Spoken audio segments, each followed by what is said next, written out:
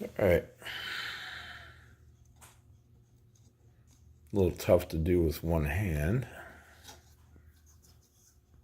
There we go.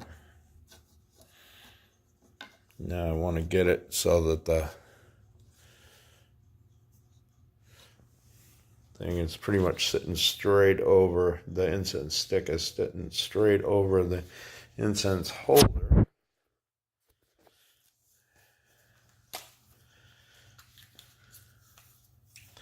And I bought this stool at the thrift store just to do this with. Okay.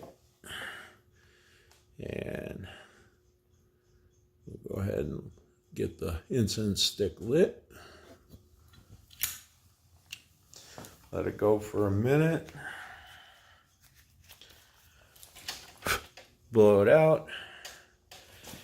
And pretty soon the whole garage is going to smell like really awesome.